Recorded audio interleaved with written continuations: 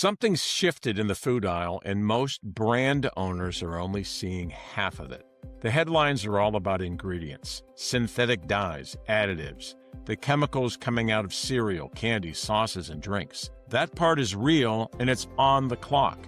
The FDA and the HHS are phasing the petroleum-based dyes out of the food supply, with a target to have them gone by the end of 2026. 9 dyes are on the list. Red number 3 already is on the way out, and they are tightening the rule that let companies certify their own additives as safe. But here is the half that nobody is talking about. When you pull the chemicals out, you also pull out the thing that is quietly holding the shelf life together. So clean label is not really a recipe problem, it's a packaging problem. Let me explain. Dropping a dye or preservative feels like a recipe change. Swap the color, cut the additive, done. Except a lot of those additives were doing a second job. They were holding the shelf life. Take them out and your product starts spoiling the moment it leaves the line. Now you've got a clean label and a product that fails. Most brands either go back to refrigeration, which kills the distribution, or they reach for another additive and end up right where they started out in the beginning. There is an answer, and it's not a recipe, it's aseptic.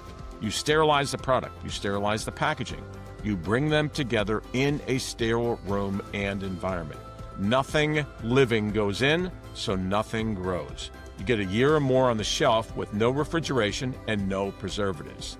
Because the good aseptic methods use fast, gentle heat instead of long, brutal cook of old canning, the product keeps the flavor, the color, and the nutrients. Cleaner label, longer life, better taste. That's why aseptic is suddenly in the middle of the biggest food story in our country.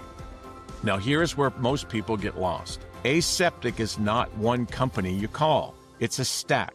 Processing equipment that sterilizes the product. Co-manufacturers who run your product on their lines so you don't have to build your own factory.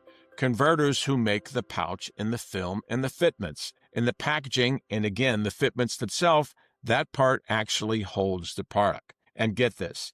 Even the disruptors depend on just a few suppliers. There's a funded North Carolina State spinoff called First Wave that built a whole low-volume aseptic filling business for emerging brands. Sounds like the future, right? But it still runs on Scholle's fitment and filling technology. Nothing wrong with that.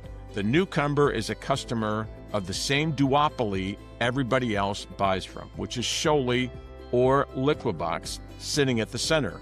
And that is exactly why mid-market buyers get long lead times, high minimums, and thin service in aseptic packaging business. So if you're reformulating for clean label, my advice is simple. Start before you have a spoilage problem, not after. Understand the stack and the different companies involved. Know the difference between a co-packer and a packaging supplier. Get a real read on cost and minimum, and don't assume your current supplier is your only supplier. I'm building the independent guide to this whole niche on the specialized packaging marketplace. The link is in the description. It was never about price. It was about the fear of switching and not knowing the questions to ask. Again, thanks for watching. This is always part of a playlist of other topics and other items regarding aseptic packaging and the packaging industry, so check those out as well. Thanks.